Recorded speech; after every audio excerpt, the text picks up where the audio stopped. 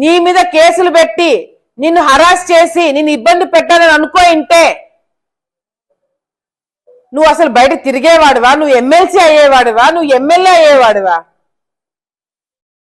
ఏదైతే నేను సిద్ధం ఎంక్వైరీకి రెడీ అని నువ్వు మాట్లాడుతున్నావో డెఫినెట్ గా ఎంక్వైరీ ఉంటుంది. ఎస్సీలు మామూలుగా మాలా కావచ్చు, మాదిగా సంబంధించిన వాళ్ళు కావచ్చు, ఎవరు కూడా బాడీని కాల్చరు.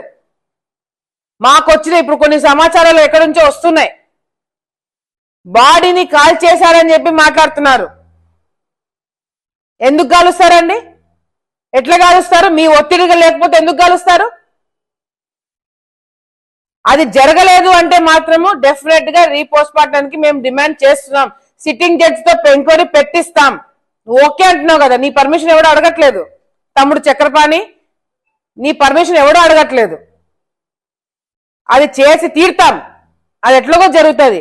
నువ్వు ఏదైతే కేసీ కెనాల్ బూట్ చేసి ఆలగడ్డలో నంద్యాలలో వెంచర్లు వేసినావో దాని మీద కూడా ఎంక్వైరీ వస్తుంది.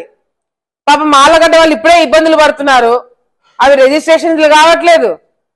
రేపు పొద్దున అధికారంలోకి వచ్చిన తర్వాత నేను ప్రజలకి ఎవరైతే ఆ వెంచర్ లో ఇన్వెస్ట్ చేశారో వాళ్ళందరికీ నేను విజ్ఞప్తి చేసుకుంటున్నాను, దయచేసి జాగ్రత్తగా ఉండండి. గతంలో కూడా ఈ విధంగా శిల్ప వెంచర్లు వేసి అనంతపూర్ హైదరాబాద్ ఏరియాలో కూడా చాలా మంది ఇబ్బందులు పడ్డారు. ఇంతవరకు రికవరీ చేసుకోలేకపోతున్నారు. నంద్యాల ఆళ్లగడ్డ ప్రాంతంలో ఎవరు కూడా ఆ ఇబ్బంది పడకూడదు కాబట్టి నేను ముందుగానే వీళ్ళందరికీ కూడా విజ్ఞప్తి చేసుకుంటున్నాను. దయచేసి నంద్యాల ప్రాంతంలో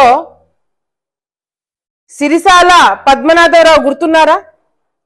నువ్వు చేసిన హరాస్మెంట్ డిఎస్పీ ద్వారా వాళ్ళ కుటుంబాన్ని నువ్వు హరాస్మెంట్ చేస్తే కుటుంబంలో ఉన్న అందరూ పెట్రోల్ పోసుకొని చనిపోయినారు. అందుకు నీకు లింక్ పెడుతున్నాం. ఇంకా మీ అన్న సంగతి అయితే ఇద్దరు పోటా పడి అరాచకాలు చేస్తున్నారు ఈ నంద్యాల ప్రాంతంలో. హరికృష్ణ అనే అబ్బాయి వీడియో తీసి ఫలానా కన్నమ్మ ద్వారా నాకు ఇబ్బంది ఉంది అని చెప్పి వీడియో తీసి చనిపోతే సెటిల్మెంట్ చేసినారు. చిన్నబాబు అనే వ్యక్తి వీడియో తీసి పోలీస్ హరాస్మెంట్ ఉందని చెప్పి వీడియో తీసి చనిపోతే దానికి సమాధానం లేదు. ఈ కన్నమ్మ ఎవరండి? Ex councillor YCP. డిపార్ట్మెంట్ ఎవరి కంట్రోల్లో ఉందండి? ఎమ్మెల్యే కంట్రోల్లో.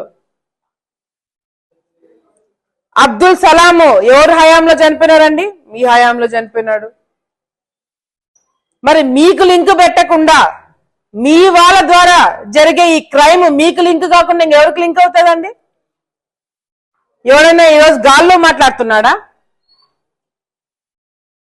నా తమ్ముడు చక్రపాణికి అర్థం కావాల్సింది ఇంకోటి ఏంటంటే, ఆంధ్రప్రభ పేపర్లో దాదాపుగా ఈ ఘటన బయటకు వచ్చి 19వ తారీఖు, కానీ దీనికన్నా 2 రోజులు ముందే రేప్ అండ్ మర్డర్ జరిగిందని చెప్పి ఒక డౌట్ ఉందని చెప్పి కూడా ఒక డాక్టర్ చెప్పాడని చెప్పి కూడా ఆంధ్రప్రభలో రావడం జరిగింది.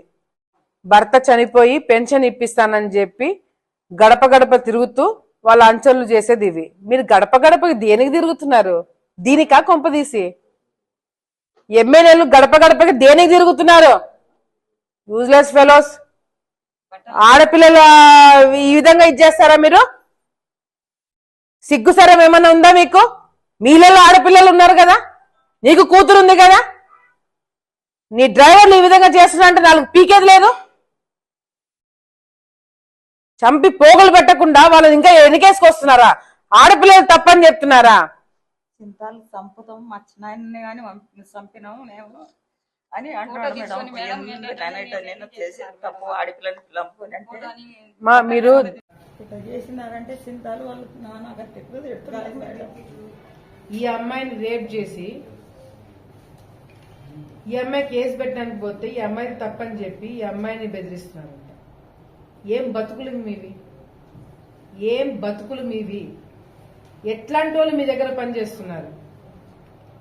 రేపు పొద్దున ఎవరైతే ఈ అమ్మాయి పేర్లు చెప్పిందో ఇట్లాంటి వాళ్ళందరినీ రోడ్డు మీద తన్నుకుంటూ తీసుకొని పోతారు. తన్నుకుంటూ మహిళలందరినీ నిల్చోబెట్టి ఎవరైతే ఈ విధంగా చేసినారో వాళ్ళందరినీ రోడ్డు మీద పోలీసులతోనే తన్నించి తీసుకుపోతారు. ఏం బతుకులు మీవి, సిగ్గులేదు? మళ్ళీ ప్రెస్ వాళ్ళ ముందుకు వచ్చి మాట్లాడతారా? మీ డ్రైవర్లు మీ అనుచరులు ఈ విధంగా చేసుకుంటూ పోతే గాడిదలు కాస్తున్నారా మీరు? మళ్ళీ ఏమీ ఎరగనట్టు దేశంలో ఏం జరిగినా మా మీదకే వస్తారని చెప్పి మాట్లాడతారా? మీరు ఒక రాజకీయ నాయకులు, మీది ఒక రాజకీయము, మీ ఒక బతుకులు. మళ్ళీ నీకు మర్యాద ఇవ్వాలా? నేను ఆడపిల్లలని ఈ విధంగా చేసుకుంటూ వచ్చే వాళ్ళకి నీకు మర్యాద ఇవ్వాలా? ఫోన్ చేసింటే రమ్మని రమ్మని మళ్ళీ చక్కెరపల్లి రమ్మన్నాడా మిమ్మల్ని? రమ్మన్నాడు ఆఫీస్ కాడికి పోతే బయట మాట్లాడుతున్నారు. మేము పెంచుతా ఉంటున్నారు, బయట నుండే పంపిస్తున్నారు. 3 సార్లు పోయినారు. తర్వాత నువ్వు డిజిటంలో వేసినారు ఫోన్. నా ఫోటో కూడా తీసుకొని అంత బ్లాక్ మెయిల్ చేస్తున్నారు మేడం వాళ్ళు. మళ్ళీ పింఛన్ కోసం ఈమె భర్త చనిపోయినాడు. భర్త చనిపోయి పెన్షన్ ఇప్పిస్తానని చెప్పి గడప గడప తిరుగుతూ వాళ్ళ అంచనలు చేసేది ఇది. మీరు గడప గడప దేనికి తిరుగుతున్నారు? దీనికా కొంపదీసి? ఎమ్మెల్యేలు గడప గడపకి దేనికి తిరుగుతున్నారు? Useless fellows.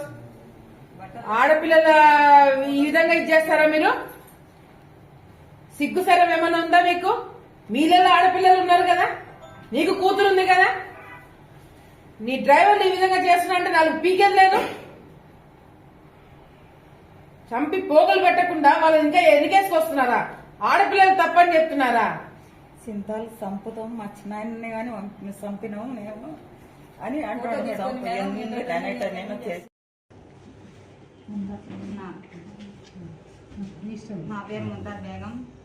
నేను ఇంటికి గడప గడపకి ఎమ్మెల్యే సార్ వచ్చింటే సీను నా బాబు వాళ్ళందరి ఇంటికి వచ్చి ఆధార్ పింఛన్ కానీ రాపిస్తా అని ఫోన్ నెంబర్ అన్నీ తీసుకుపోయి ఫోటో తీసుకొని నన్ను రోజు ఫోటో తీసుకొని రోజు వచ్చి పోతున్నాడు. ఇట్లా నీకు పెళ్లి చేసుకుంటా అది ఇది అని చెప్పారు గారు. వాళ్ళు వచ్చి ఇట్లా ఫోన్లు చేసి నాకు టార్చర్లు పెట్టినారు. ఆత్మకూరుకు వచ్చి టార్చర్లు పెట్టినారు.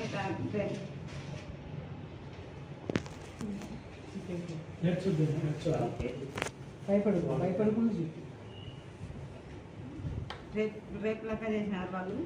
నాకు టార్చర్లు పెట్టినారు. ఆత్మకూరుకు వచ్చి నేను పింఛన్ కానీ మార్పిస్తా, ఇది సైన్ పెడతా, అది పెట్టిస్తా అని పిలిపించి అక్కడ నా ఆత్మకూరులో నా భంగం చేశారు. నాకు మా అమ్మ లేదు సహాయంలో ఆడికి వచ్చి రాండి ఆత్మకూరుకి రాండి, ఆడ మాట్లాడి సైన్ చేపిస్తా అన్నారు.